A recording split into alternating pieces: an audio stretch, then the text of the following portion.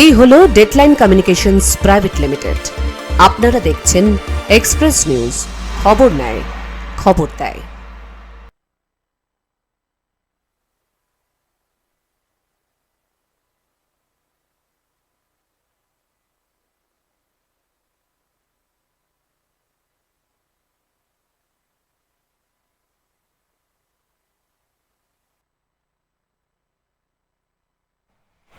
নমস্কার, আপনারা দেখছেন এক্সপ্রেস নিউজ। বুধবার বিকেল 4টে মানেই সমাজ ও সংস্কৃতি এক্সপ্রেস। সংস্কৃতির ধারক বাহক স্থাবক আমরা এই দক্ষিণবঙ্গে 2.5 দশক ধরে। এই ধারাকে এগিয়ে নিয়ে যাওয়ার জন্য আমরা নতুন করে শুরু করেছি সমাজ ও সংস্কৃতি এক্সপ্রেস। প্রতি বুধবার বিকেল 4টেই আমাদের সঙ্গে আপনারা থাকুন। আজকে যিনি আমাদের স্টুডিওতে উপস্থিত আছেন, বিশিষ্ট সঙ্গীত শিল্পী, অধ্যাপক পার্থজিৎ সেনগুপ্ত। পার্থদা, অনেক অনেক স্বাগত সমাজ এবং সংস্কৃতি এক্সপ্রেসে। আগামী 10ই জুন আমাদের চ্যানেল 25 বছর পূর্ণ করবে। আচ্ছা, আমি শুনছিলাম যে 25 বছর পেরিয়ে গেল। এর আগে এই চ্যানেলে বেশ কয়েকটা অনুষ্ঠান করেছি। এটা অন্য ধরনের করেছিলেন, অন্য ধরনের পুজোর সময় গানের অনুষ্ঠান, পয়লা বৈশাখে। হ্যাঁ, মূলত গান নিয়ে এসেছিলাম। তো এতগুলো বছর যে পেরিয়ে গেছে আমি সত্যি জানতাম না, কিন্তু আজকে জানলাম। তবে একটা তো জিনিস স্বীকার করতেই হবে যে বিশেষ করে দুর্গাপুরের বা দক্ষিণবঙ্গের যে সংস্কৃতি, সেই সংস্কৃতিকে অনেকটা ধরে রেখেছে এই চ্যানেল। দীর্ঘদিন ধরে আমি দেখছি, এবং এলাকার যারা গুণী মানুষ এবং মানে যারা বিশ্বমানের শিল্পী, তারা এই চ্যানেলে এসে অনুষ্ঠান করেছেন অবশ্যই বিভিন্ন দিন থেকে, এবং তাদের মধ্যে একজন আমার পাশেই বসে আছে। না না, তো না না, এই রকম অনুষ্ঠান শুধুমাত্র বিনোদনমূলক অনুষ্ঠান তো নয়, একেবারে তথ্য ভিত্তিক অনুষ্ঠান, সংবাদ পরিবেশন। যখন অন্যান্য সংবাদ মাধ্যমগুলো খবর দেওয়া নেওয়ার উপরে তারা টোটাল মানে মনোসংযোগ করেছে, সেই জায়গায় দাঁড়িয়ে এক্সপ্রেস নিউজ সমাজ এবং সংস্কৃতিকে এগিয়ে নিয়ে যাওয়ার জন্য এই মঞ্চটা আমাদের তুলে দিয়েছে। আমরা শুধু এগিয়ে নিয়ে যাওয়ার চেষ্টা করছি। আপনার মতো মানুষকে কাছে পেয়ে ডাকার পরে আপনারা আসেন, আমন্ত্রণ জানালে সঙ্গে সঙ্গে। পার্থদা, অনুষ্ঠান শুরু করি। আমাদের সমাজ এবং সংস্কৃতি এক্সপ্রেস সারা পৃথিবীতে যে কোনো প্রান্তে আমরা সবসময় আপনাদের সঙ্গে আছি। আমাদের অ্যাপসে এক্সপ্রেস নিউজ প্লে স্টোরে গিয়ে ডাউনলোড করে নিন। বাড়িতে বসে পৃথিবীর যে কোনো কোনায় সরাসরি দেখুন আমাদের অনুষ্ঠান সমাজ ও সংস্কৃতি এক্সপ্রেস। পার্থদা, আপনার কর্মস্থল কোন কলেজ বাঁকুড়ার? আমি চাকরি করি পাঁচমুড়া মহাবিদ্যালয়।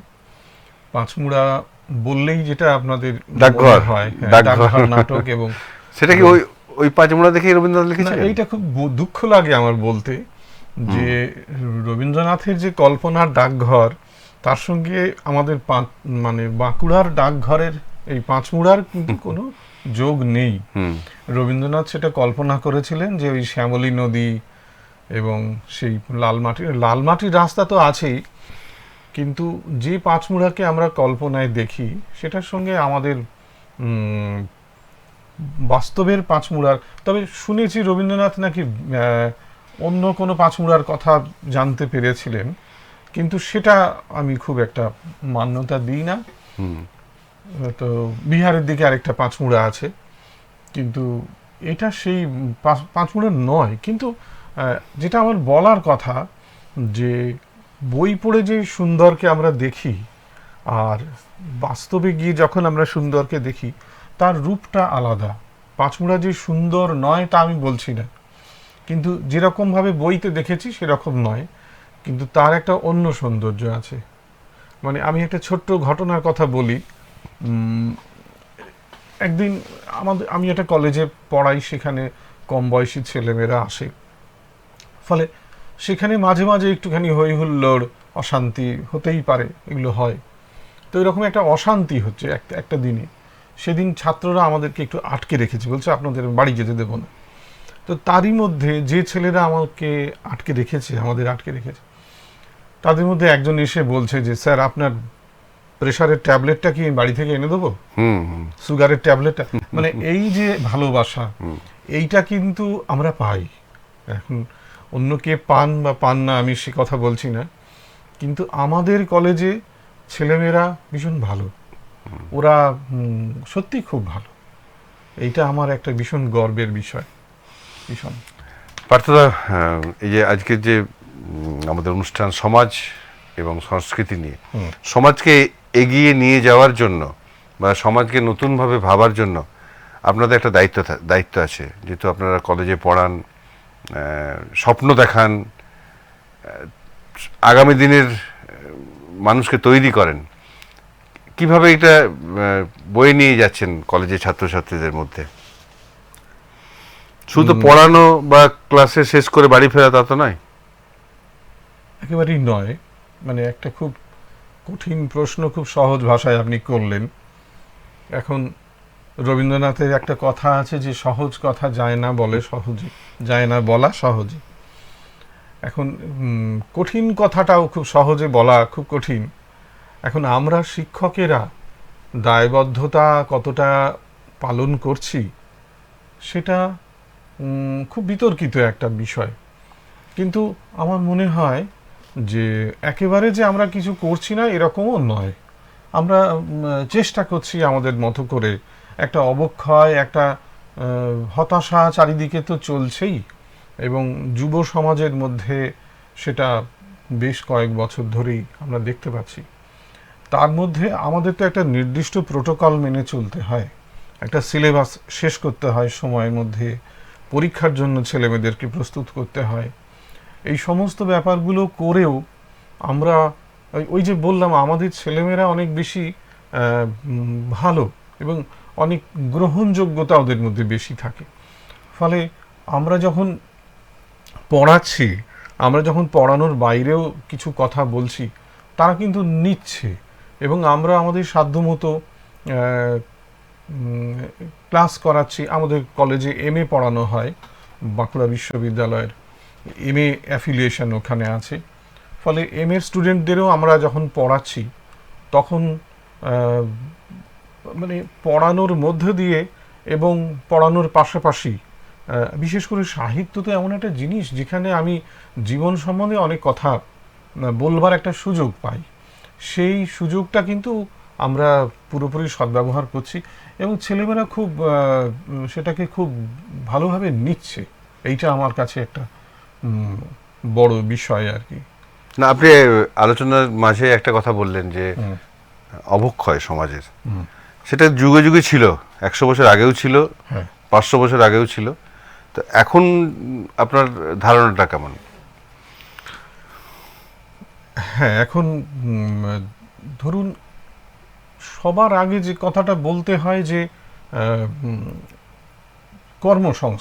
কর্মসংস্থান না থাকলে একটা ছেলের বা মেয়ের পক্ষে জীবনে মানে বড় বড় কথা বলা, ভাবনা চিন্তা করা, এগিয়ে যাওয়া খুব কঠিন। পকেটের টাকাটা দরকার, এটা একেবারে সোজা কথা।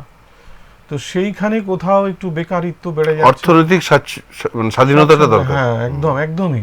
বিশেষ করে আমরা যারা গ্রামগঞ্জের কলেজে পড়াই, আমাদের ছেলেমেয়েদের মধ্যে দারিদ্র্যটা একটা বেশি সমস্যা হয়ে দেখা দেয়। তো সেইটা খুব সেটা একটু হলেও বেড়েছে, সেটা আমাদের সময়ও ছিল, কিন্তু সমস্যাটা বাড়ছে। কোথাও একটুখানি আমাদের কর্মমুখী পড়াশোনার দিকে আমাদের একটু বাঁক নেওয়ার দরকার আছে, একটু যাতে আমরা হাতে কলমে শিখতে পারি। বা নতুন যে সময় আসছে, এই যে ধরুন AI নির্ভর যুগ আসছে, সেই যুগের উপযোগী করে আমাদের পড়াশোনাটা ওই পুরনো চক অ্যান্ড টক মেথড যেটাকে আমরা বলি, সেখান থেকে আমাদের সরে এসে আমাদের কোথাও একটুখানি জীবনের বাস্তবতার দিকে একটু ফেরা দরকার আছে বলে আমার মনে হয়। এবং সেইটা সবটাই আমাদের একটু পাল্টানো দরকার আছে নিজেদেরকে, মাস্টারমশাইদেরও পাল্টানো দরকার আছে, অভিভাবকদেরও পাল্টানো দরকার আছে। এটা খুব জরুরি, মানে এবং সেটা খুব দ্রুত হওয়া দরকার। অনেক দেরি হয়ে যাচ্ছে, এমনিতেই দেরি হয়ে যাচ্ছে। আপনারা দেখছেন সমাজ ও সংস্কৃতি এক্সপ্রেস। আজকে স্টুডিওয় যিনি উপস্থিত আছেন অধ্যাপক পার্থজিৎ সেনগুপ্ত। শুধু অধ্যাপনা নয়, পার্থ তো একজন স্বনামধন্য সঙ্গীত শিল্পী। সারা বাংলায় সঙ্গীত শিল্পী হিসাবে তিনি সবার হৃদয় জয় করে নিয়েছেন নানা বড় বড় অনুষ্ঠানে। সঙ্গীত কিভাবে সমাজকে এগিয়ে নিয়ে যাবে? হ্যাঁ, দেখুন, এইটা তো একটা খুব গভীর একটা প্রশ্ন। সঙ্গীতের একটা খুব বড় ভূমিকা আছে, এবং সেটা বলতে গেলে সবার আগে আমাদের যার কথা বলতে হয় তিনি রবীন্দ্রনাথ। রবীন্দ্রনাথ ঠাকুর বাংলা গানকে যেমন একটা নতুন পথ দেখিয়েছেন, তার পাশাপাশি বাঙালিকে একটা নতুন পথ দেখিয়েছেন, এবং সেই পথ দেখানোর একটা বড় রাস্তা হচ্ছে তার সাহিত্য, তার গান। এই সাহিত্যের দিকে যদি আমি, গানের কথা একটু পরেই বলছি, আমি যদি সাহিত্যের দিকে তাকাই তাহলে দেখব যে ধরুন একটা বড় সংকট আজকের যুগে আমাদের দেখা দিচ্ছে, সেটা হচ্ছে যে আমরা সকলেই ভীষণভাবে হিংস্র হয়ে যাচ্ছি, লোভী হয়ে যাচ্ছি, স্বার্থপর হয়ে যাচ্ছি। আমার পরিচিত একটি ছেলে সেদিন অ্যাক্সিডেন্ট করেছে রাস্তায়। তো সেদিন ছেলেটি 2 ঘন্টা প্রায় রাস্তায় পড়েছিল রক্তাক্ত অবস্থায়। পরে ছেলেটি মারা যায়। তো কেউ কিন্তু তাকে রক্ষা করতে আসেনি। মানবিকতার অনেক অভাব হয়ে যাচ্ছে। তো এর মূল কারণ হচ্ছে আমাদের স্বার্থপরতা। এই স্বার্থপরতা একটা মহামারীর মতো আমরা ভীষণ কেরিয়ারের দিকে তাকাচ্ছি। আমরা সবাই নিজের ব্যক্তি স্বার্থ নিয়ে ভাবছি। এইখানে রবীন্দ্রনাথের লেখা, রবীন্দ্রনাথের সাহিত্য আমাদেরকে খুব পথ দেখাবে বলে আমার মনে হয়। আমি আমার ছাত্রদের একটা কথা বলি যে আমরা তো ফেসবুক করি সবাই এখন। এই ফেসবুকের যুগে আমরা ওই ফ্রেন্ড রিকোয়েস্ট পাঠাই বিভিন্ন জায়গায়। তো আমি বলি যে রবীন্দ্রনাথও ফেসবুক করতেন, এবং তিনি ভালো রকম ফেসবুক করতেন। কীরকম, তুমি যদি একটু ভালো করে তাকাও তাহলে দেখবে যে রবীন্দ্রনাথ কিন্তু ফ্রেন্ড রিকোয়েস্ট পাঠিয়ে রেখেছেন। আমরা কেউ অ্যাকসেপ্ট করছি না। যদি একবার অ্যাকসেপ্ট করে নিই তাহলে আর কোনো বন্ধুর দরকার হবে না। এইটা আমরা ভুল করছি। যেমন ধরুন আমি ঘরে বাইরে উপন্যাসের কথা বলি। ঘরে বাইরে উপন্যাসে একটা সময় আমি দেখছি যখন নিখিলেশ, বিমলা এবং সন্দীপ, আপনারা সবাই সিনেমাও দেখেছেন সত্যজিৎ রায়ের অসাধারণ সব। তো বিমলা একটা সময় নিখিলেশের প্রতি আগ্রহ হারিয়ে ফেলছেন এবং সন্দীপের প্রতি কোথাও একটু বেশি আগ্রহী হয়ে পড়ছে। হ্যাঁ, এখন নিখিলেশ এটাতে খুব কষ্ট পাচ্ছেন। খুব তার মনে হচ্ছে যে আমাকে আমার স্ত্রী আর ভালোবাসেন না, ইত্যাদি ইত্যাদি। এবার তারপরে তার মনে হচ্ছে যে আমি তো ওর স্বামী এবং আমি জমিদার, তো আমি তো ইচ্ছে করলেই ওকে আমার ঘরে ঢুকিয়ে নিতে পারি, আমার একেবারে বন্দি করে নিতে পারি। তারপরেই তার মনে হচ্ছে যে এটাকে কি পাওয়া বলে? এটা তো পাওয়া নয়, এটা তো ওই মানুষটাকে টেনে হিঁচড়ে তার দেহটাকে আটকে রাখা। তো এভাবে তো কিছু হয় না। তখন তিনি অপেক্ষা করছেন, বলছেন আমি এটার জন্য অপেক্ষা করব। এবং সেই সময় রবীন্দ্রনাথ তার ব্যক্তি জীবনের দিকে যদি আমরা তাকাই তাহলে দেখব যে রবীন্দ্রনাথের কাছে ঈশোপনিষদ একটা বড় ভূমিকা নিচ্ছে। ঈশোপনিষদের যে শ্লোক, যেটা দেবেন্দ্রনাথকে খুব প্রভাবিত করেছিল, যে ঈশাবাস্যমিদং সর্বং যৎকিঞ্চ জগত্যাং জগৎ, ঈশ্বর এই জগতের সব কিছুর মধ্যে বিরাজ করছেন। পরের লাইনটা ভেরি ইন্টারেস্টিং, বলছেন তেন তাক্তেন ভুঞ্জিথা মা গৃধা কাস্য সিদ্ধানম, ত্যাগের মধ্যে দিয়ে ভোগ করো, যা তোমার নয় তার উপরে লোভ করো না। এই যে উনি বলছেন যে একটা গাছে ফুল ফুটে আছে, সেই ফুলটাকে যদি আমি লোভ করি, দুরকম লোভ হতে পারে। যদি আমি ভোগ করি, তাহলে একটা হচ্ছে ফুলটাকে ছিঁড়ে নিয়ে এলাম, আমি আমার টবে সাজিয়ে এই ফুলদানিতে সাজালাম, তাহলে কি ওই ফুলটা ঝরে যাবে, শুকিয়ে যাবে। কিন্তু ফুলটা গাছেই রেখে দিলাম, দূর থেকে আমি দেখলাম, তাতে করে কি হবে, ফুলটা সতেজ থাকবে। মাছটাকে আমি ভালোবাসছি, মাছটা জলের মধ্যেই খেলুক, ত্যাগের মধ্যে, ওকে আমি ভোগ করছি, কিন্তু আমি সন্ন্যাস নিচ্ছি না, আমি সংসারেই রয়েছি, কিন্তু দূর থেকে আমি ভোগ করছি। যে ভোগের মধ্যে কল্যাণ আছে, যে ভোগের মধ্যে ধ্বংসটা নেই, তো এটা হচ্ছে পথ। তো নিখিলেশ কিন্তু অপেক্ষা করছে, এবং সেই অপেক্ষার মধ্যে দিয়ে বিমলার একটা সময় চেতনা জাগছে যে আমি যেটা করছি সেটা ভুল করছি, তার জন্য ধৈর্য ধরতে হবে। তো এই ধৈর্যের পথটি রবীন্দ্রনাথ বারবার আমাদের দেখাচ্ছে, কিন্তু আমরা কোথাও বড় বেশি অধৈর্য হয়ে পড়ছি। আমার যা দরকার সেটা এক্ষুনি পেতে হবে, এবং কোথাও এই ফেসবুক, কোথাও এই সোশ্যাল মিডিয়ার কালচার আমাদের আরও অধৈর্য বাড়িয়ে তুলছে। আমাদের এই বুড়ো আঙুল দিয়ে যখন আমরা ফোনটাকে চেঞ্জ করি, তখন এক সেকেন্ডও আমরা অপেক্ষা করি না যে একজন শিল্পী কেমন গাইছেন একটু শুনবার জন্য, বা যিনি বলছেন তার বলাটা আমার শোনার জন্য।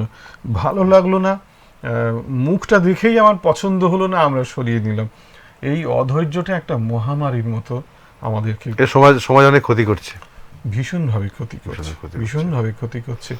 ফলে ধরুন রক্তকরবী নাটকের কথা বলি আমি। রক্তকরবী নাটকে রবীন্দ্রনাথ বলছেন যে মাটির তলা থেকে আমরা সোনা তুলে নিয়ে আসছি।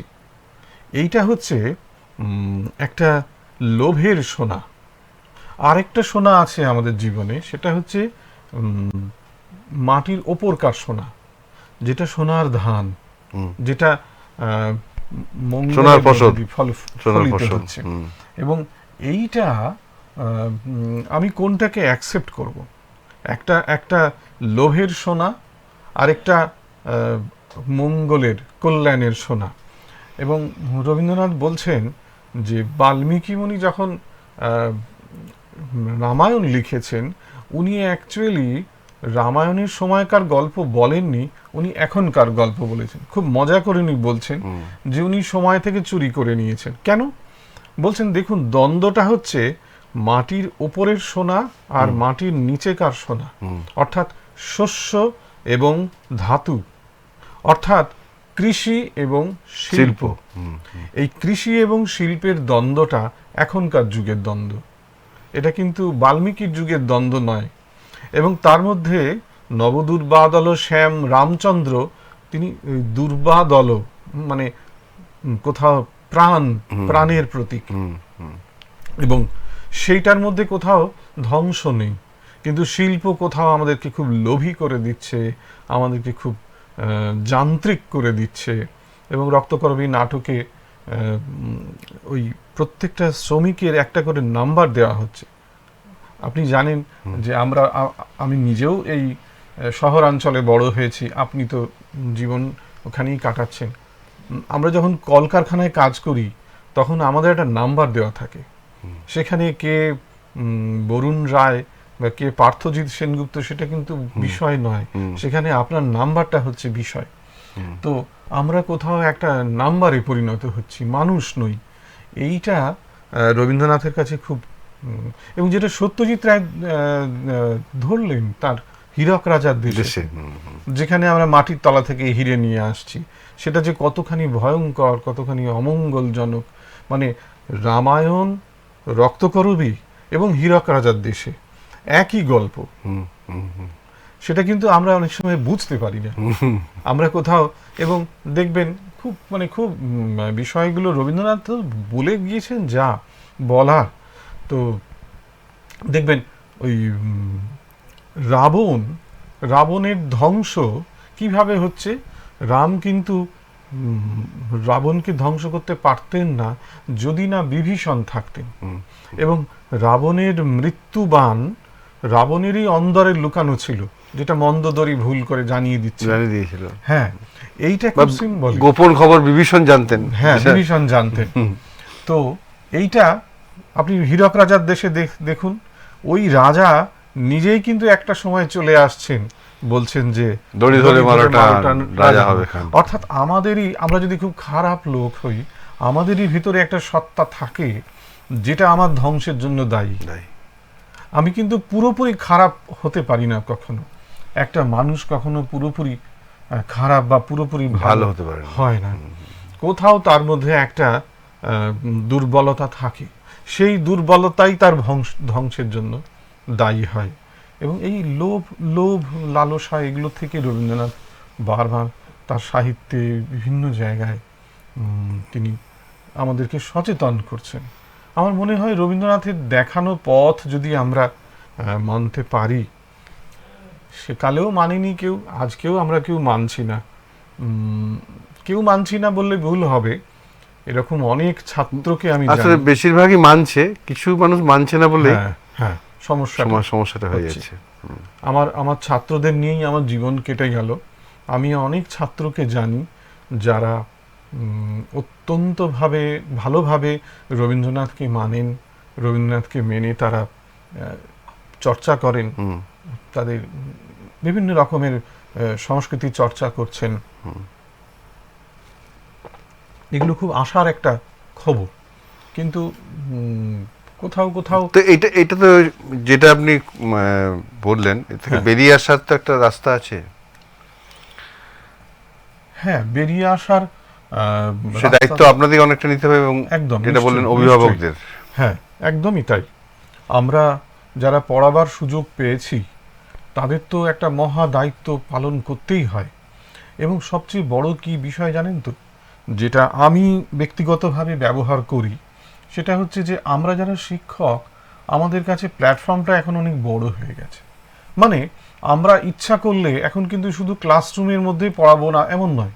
এখন যদি আমি একটা ইউটিউব চ্যানেল খুলি, সেখানে যদি আমি পড়াতে বসি, তাহলে কিন্তু যে ছাত্ররা আমার কলেজের ছাত্র নয়, আমার বিশ্ববিদ্যালয়ের ছাত্র নয়, তারাও কিন্তু সেই পড়ানোটার সুযোগ পেতে পারে। এবং এইভাবে কিন্তু আমাদের ব্যাপ্তিটা অনেকটা বেড়ে গেছে। সেক্ষেত্রে সেইটা আমরা সকলে ব্যবহার করছি না, কিন্তু আমাদের করা উচিত। মানে ভীষণভাবে এটা জরুরি। এবং আমি মনে করি যে ছাত্ররা কিন্তু কাঁচা মাটির মতো, ওদেরকে শেখালে ওরা শেখে, ওদেরকে বললে ওরা শোনেন। আমরা বড়রা শুনি না, কিন্তু ছাত্ররা কিন্তু শোনে। এটাই আলোচনা জমে উঠেছে। একটু আগে বলছিলেন যে রামায়ণের কথা।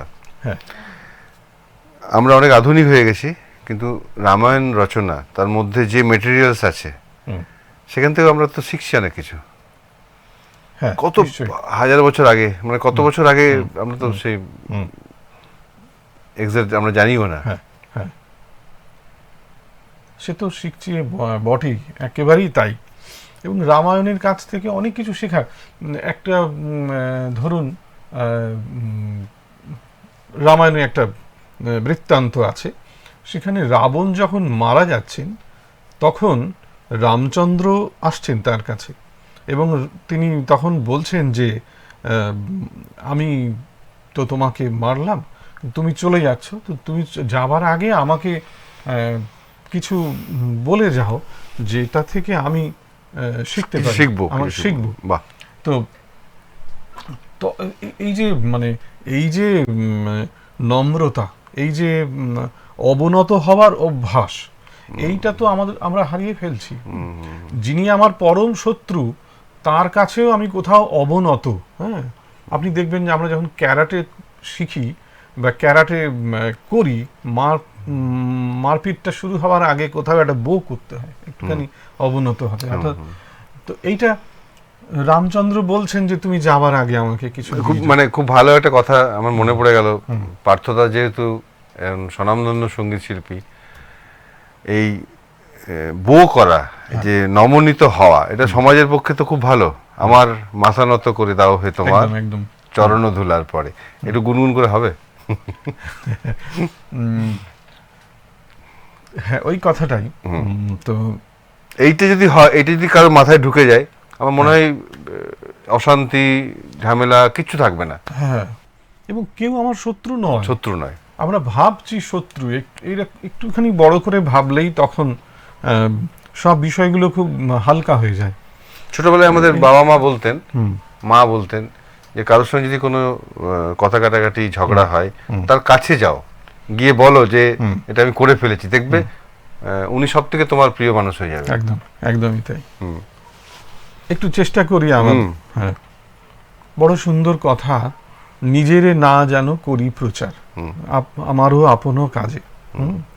এই প্রচারিত করে যাচ্ছি আমরা সব সময়। আমার মাথা নত করে দাও হে তোমার চরণ ধুলার তলে, ইচ্ছা করো হে তোমার জীবন মাঝে, মাথা করে দাও হে তোমার চরণ ধুলার তলে। কথা একটু গোলমাল হয়ে যাচ্ছে। ভীষণ সুন্দর। হ্যাঁ, সমাজকে এগিয়ে নিয়ে যাওয়া, সমাজকে আরো সময়োপযোগী করে তোলার জন্য আমাদের সবাইকে দায়িত্ব নিতে হবে। রবীন্দ্রনাথ ঠাকুর সমাজের জন্য যে গান করেছেন, বা যারা আমাদের পথ দেখান, যেমন ঠাকুর রামকৃষ্ণ পরমহংসদেব, তিনিও রবীন্দ্রনাথের গান শুনতে ভালোবাসতেন। একদম একদম। এবং পার্থদা আরো ভালো বলতে পারবেন, নরেন মানে স্বামী বিবেকানন্দ তাকে শোনাতেন তোমার এই করিয়াছি জীবনের ধ্রুবতারা। এই যে কাউকে যদি আমি ধ্রুবতারা করে থাকি, সে নিশ্চয়ই আমার সমস্ত আপদে বিপদে আমার সঙ্গে সবসময় থাকবেন। নিশ্চয়ই। তা আমি সমাজের প্রতি কোনো কিছু খারাপ করতে আমি ভয় পাবো যদি আমি কাউকে আমার সামনে আইডিয়াল বা ধ্রুবতারা করে রাখি। নিশ্চয়ই, একদমই তাই। আপনি যখন এই স্বামী বিবেকানন্দের কথা বললেন এবং রবীন্দ্রনাথের গানের কথা বললেন, তখন আমার বেশ কিছু কথা মনে পড়ছে, সেটা একটু বলি। যে আমি একটা সময় স্বামীজির গান এবং রবীন্দ্রনাথের গান নিয়ে একটা তুলনামূলক কাজ করেছিলাম আর কি। সেখানে আমি দেখেছি যে এই দুটো মানুষ 2 বছরের ছোট বড়, ওরা পরস্পরের থেকে, এবং কলকাতার প্রায় একই পাড়ায় ওরা বড় হয়ে উঠছেন। এবং রবীন্দ্রনাথ, হ্যাঁ, রবীন্দ্রনাথ উত্তর কলকাতার একেবারে জোড়াসাঁকো, এবং ওই সিমলে এলাকাটা খুব দূরে নয়, মানে হেঁটেই যাওয়া যায়। তো এই দুটো মানুষ তো বাঙালিকে ভয়ঙ্কর ভাবে এগিয়ে দিচ্ছে। হ্যাঁ, কিন্তু দুটো মানুষের জীবন দর্শনের মধ্যে একটা খুব সুন্দর একটা পার্থক্য ছিল। মানে আমি সুন্দর কথাটা বলছি এই কারণে যে এই ব্যাপারটা আমার কাছে খুব সুন্দরই লেগেছে। রবীন্দ্রনাথ যখন গান লিখছেন, গান করছেন, তখন আপনি জানেন যে ওই ঠাকুর বাড়িতে অনেক মানুষজন আসতেন যারা ওই ঠাকুর বাড়ির ছেলে মেয়েদেরকে গান শেখাতেন। যদুনাথ ভট্টাচার্য, শ্রীকণ্ঠ সিংহ, এরকম অনেক মানুষজন আসতেন। এরা মূলত উচ্চাঙ্গ সঙ্গীত শিল্পী ছিলেন। এবং জ্যোতিরিন্দ্রনাথ, রবীন্দ্রনাথ, এরা সকলেই গান শুনছেন, শিখছেন, আবার গান লিখছেনও বটে। আর এদিকে নরেন্দ্রনাথ দত্ত, তিনি কিন্তু বেড়ে উঠছেন এবং তিনিও গান শিখছেন। এই মানুষটা যখন গান লিখছেন, স্বামী বিবেকানন্দ বেশ কিছু গান লিখেছেন, অসাধারণ সেসব গান, সেইগুলো যখন লিখেছেন তখন এত সুন্দর সেগুলো। আর রবীন্দ্রনাথ যখন লিখছেন সেগুলো অসাধারণ। কিন্তু দুজনের মধ্যে ডিফারেন্সটা হচ্ছে, রবীন্দ্রনাথ যখন গান লিখছেন তখন কিন্তু মাঝে মাঝে তিনি ওই উচ্চাঙ্গ সঙ্গীতের জগৎ থেকে কোথাও একটু সরে যাচ্ছেন। মানে ঠিক যেমন করে স্কুলে পড়তে গিয়ে স্কুলটাকে একটু অস্বীকার করে ইনস্টিটিউশনাল শিক্ষার বাইরে বেরিয়ে গেলেন, রবীন্দ্রনাথের গানের ব্যাপারটাও ঠিক ওই রকম। উচ্চাঙ্গ সঙ্গীতের যে ইনস্টিটিউশনাল দিক, যেটা এই রাগে এই স্বর ব্যবহার হয়, তার বাইরে যাওয়া যাবে না, এইখান থেকে রবীন্দ্রনাথ কিন্তু ভেঙে বেরিয়ে যাচ্ছেন। এবং আপনি লক্ষ্য করে দেখবেন রবীন্দ্রনাথের গানের স্বরবিতান যদি আমরা দেখি, তাহলে দেখবেন অধিকাংশ সব গানের ক্ষেত্রে মিশ্র শব্দটা ব্যবহার, মিশ্র বেহাগ, মিশ্র কানাড়া। এই মিশ্র মানে হচ্ছে মিশিয়ে দেওয়া, উনি বেরিয়ে যাচ্ছেন, ওই বেহাগ থেকে বেরিয়েছেন, কানাড়া থেকে বেরিয়ে যাচ্ছেন, ভাঙা ভাঙা নাকি? ভেঙে দিচ্ছেন গানগুলোকে একদম। বিবেকানন্দ কিন্তু এটা কখনো করেননি। বিবেকানন্দ যখন বাঘের স্ত্রী, আমি একটা ছোট্ট উদাহরণ দিই, ধরুন বিবেকানন্দ এটি গান গাইছেন, जो सो तुहु है, जो कुछ है सो तुहु है, এটি বাগেশ্রী রাগিনীর উপরে। ধরুন जो कुछ है सो तुही है, तुझसे हमने दिल को लगाया, एक तू ही है अपना पाया, जो कुछ है सो तू ही है, जो कुछ है सो तू ही है, तुझसे हमने दिल को लगाया। एकदम बागेश्री। হ্যাঁ, धनी सा मा गा रे सा सा गा मा धनी सा सा नी दा मा पा दा गा রে সা, এই যে বাগেশ্রী।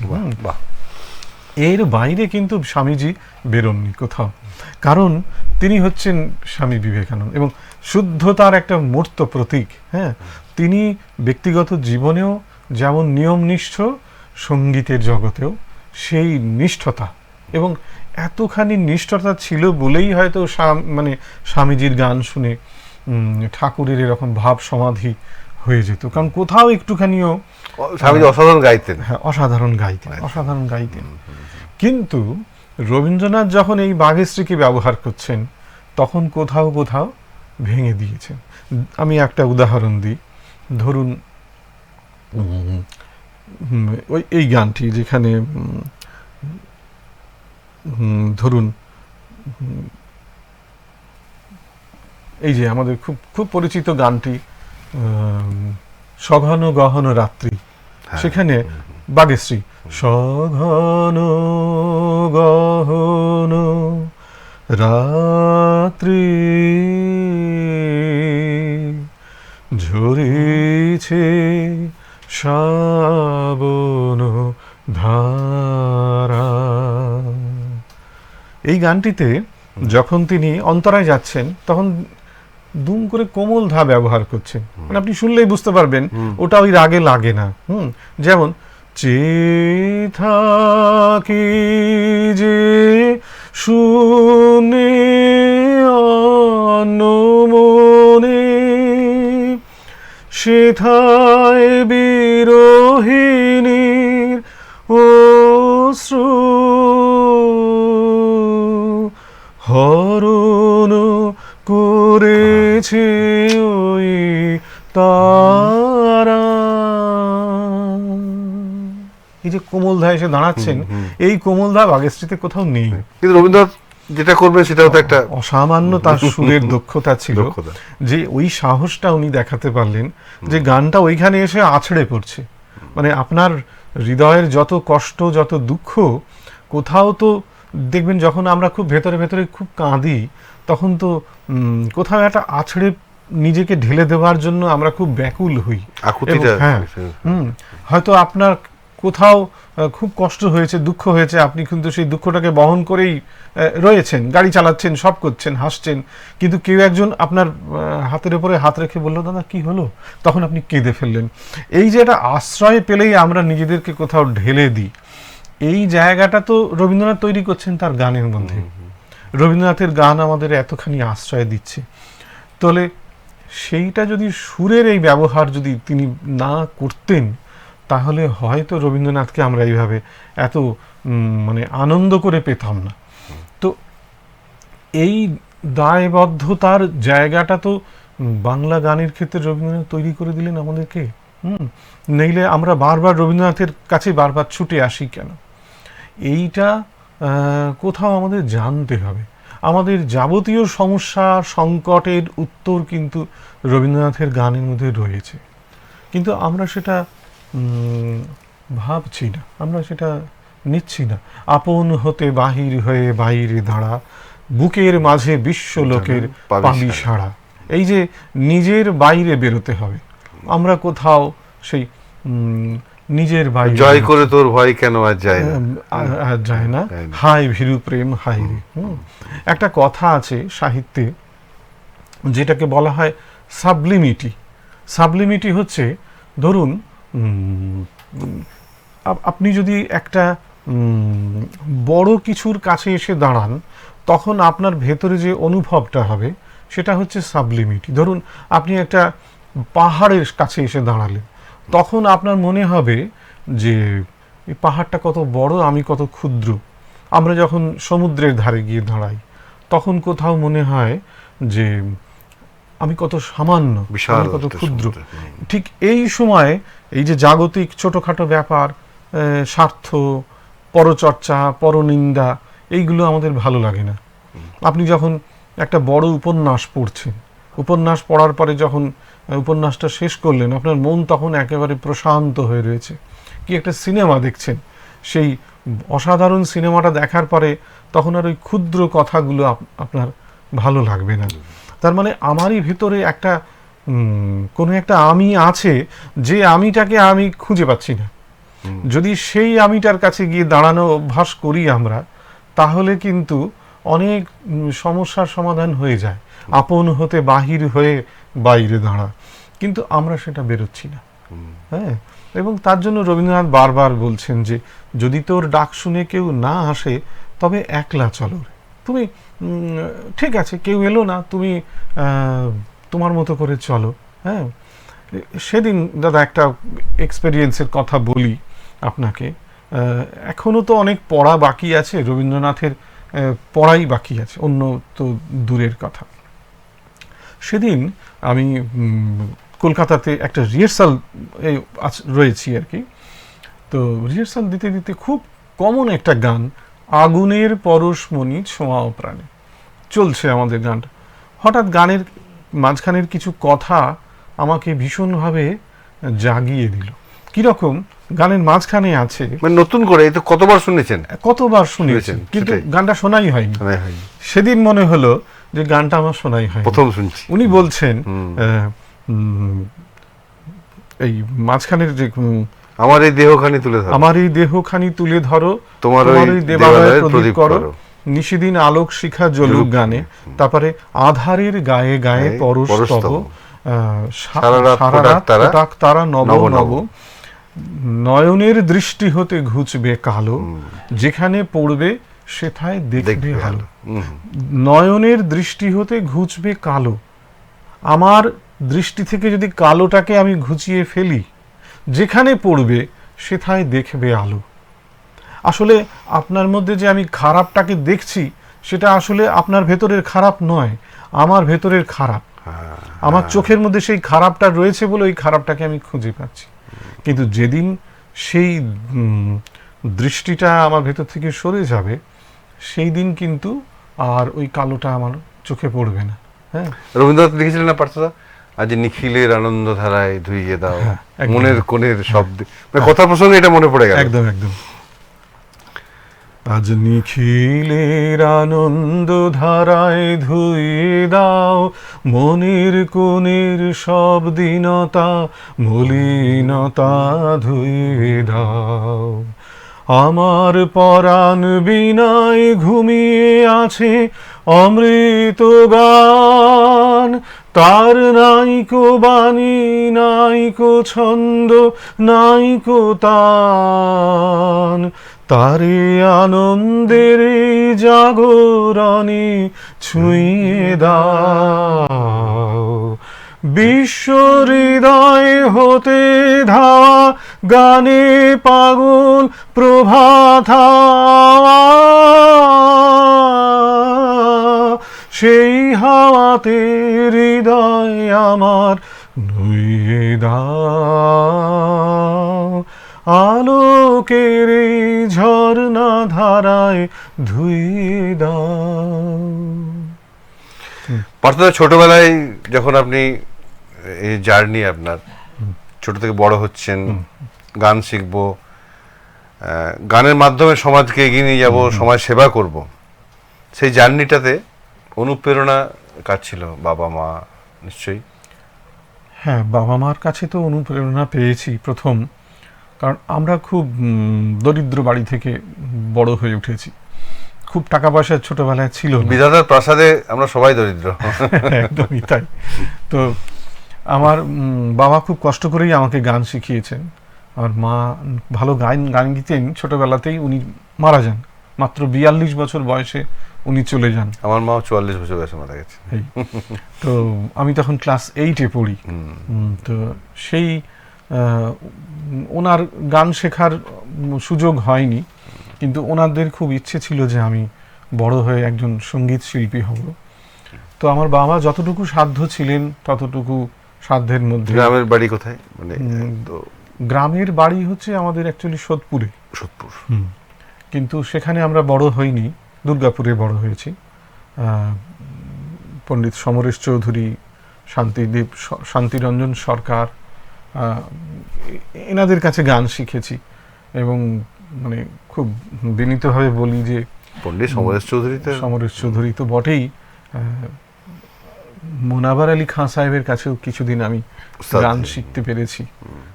আমি তখন খুবই ছোট, বড় গোলাম আলী খাঁর ছেলে। তো দেখতাম, মানে অবাক বিস্ময় শুধু তাকিয়ে থাকতাম যে গান যে এত বড় হতে পারে। হ্যাঁ, উনি যখন গান গাইতেন, সে গান কোথায় আকাশে বাতাসে মিশে যেত। একদিন সকালবেলা জৌনপুরি গাইছেন, সে গানের যে কি আকুতি, সে গানের যে কি নিবেদন, সে বলে বোঝাতে পারবো না। প্রভু মেরে ভরসা এক তিহারো, প্রভু মোহে ভরসা এক তিহারো, कर पकड़त मोहे आप उबारो, प्रभु मोहे भरोसा एक तिहारो। এই গান শিখেছিলাম ওনার কাছে। অসাধারণ। সামনে যদি একটা প্রভু থাকেন তাহলে আর কি দরকার? একদমই তাই। এত সুন্দর সুর, এত সুন্দর সুর এবং দিব্য আনন্দ সেই গানের। তো তখন মনে হয়েছিল যে গান করব। পরে বড় হয়ে দেখলাম যে পেটের ভাত জোগাড় করাটা, এটাই বলতে চাইছিলাম যে বাস্তবটা খুব কঠিন।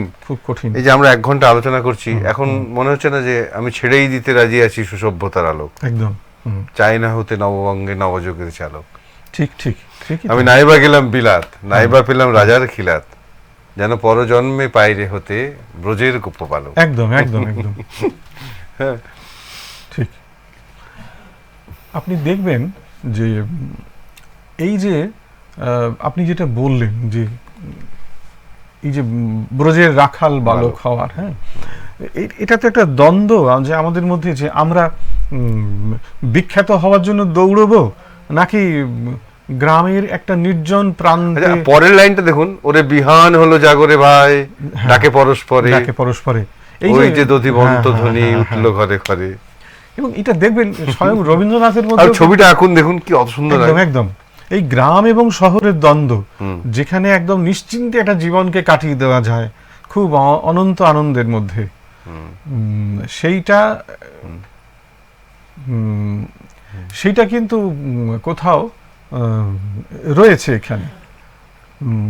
আমাদের কি লাইন না বলুন, আমি বলে দেবো, বলুন। তো সেইখানে রবীন্দ্রনাথ কিন্তু এই দ্বন্দ্বটা রয়েছে, গ্রামে যাব না শহরে যাব, বিখ্যাত হওয়ার জন্য দৌড়বো নাকি খুব নির্জন একটা প্রান্তরে নিজের জীবনটাকে নিজের মতো করে কাটিয়ে দেবো।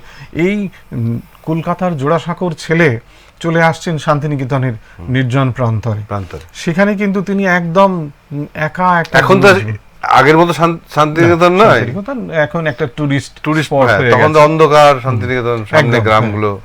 তো সেই সময়ে রবীন্দ্রনাথের মধ্যেও কিন্তু এই দ্বন্দ্ব, বিভূতিভূষণ বন্দ্যোপাধ্যায় তিনি শহরের মানুষ কিন্তু সারাটা জীবন জঙ্গলের মধ্যে, আরণ্যক উপন্যাস একেবারে জঙ্গলের মধ্যেই কাটিয়ে দিলেন। কিন্তু কোথাও তো ওরা, আজ বিভূতিভূষণ বন্দ্যোপাধ্যায় কালের নিয়মে নেই, কিন্তু স্রষ্টা সৃষ্টি থেকে গেছে। একদম, যতদিন বাংলা সাহিত্য থাকবে আরণ্যক থাকবে, আরণ্যক থাকবে, পথের পাঁচালী থাকবে। কোথাও তো উনি আমাদেরকে, এবং আপনি বিভূতিভূষণের বইগুলো পড়ে দেখবেন আপনি কোথাও ভিলেন ক্যারেক্টার খুঁজে পাবেন না। মানে এই যে বললাম না যে দেখার উপরে নির্ভর করে, আসলে শত্রু কোথাও নেই, শত্রু আমরা ভাবছি যে শত্রু। আজকে আলোচনায় এটাই বুঝতে পারলাম পার্থদার সঙ্গে, যে আমরা যদি রবীন্দ্রনাথ, রামকৃষ্ণ পরমহংসদেব বা বাংলার যে মনীষী যা সাহিত্যিকদের আছে, তাদের যদি পথ, তাদের যদি সৃষ্টিগুলো আমরা মেনে চলি, তাহলে সমাজ শান্তি পাবে, পৃথিবী এগিয়ে যাবে। আর আমাদের একদম সময় শেষ। পার্থদা, অনেক অনেক ধন্যবাদ। তবে আপনাকে এই বলে আমরা আজকে বিদায় জানাবো যে এত কম সময়ে এত ভালো আলোচনা, আবার কোনোদিন কোনো এক সময় আপনাকে আবার আসতে হবে। নিশ্চয়ই, হ্যাঁ। শেষ করছি আজকে সমাজ এবং সংস্কৃতি এক্সপ্রেস। আবার দেখা হবে আগামী বুধবার ঠিক বিকেল 4টায়। সঙ্গে থাকবেন, খুব ভালো থাকবেন, আর দেখতে থাকবেন এক্সপ্রেস নিউজ।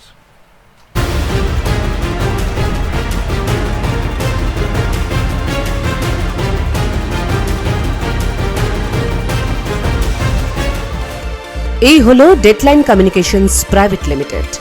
আপনারা দেখছেন এক্সপ্রেস নিউজ, খবর নেয়, খবর দেয়।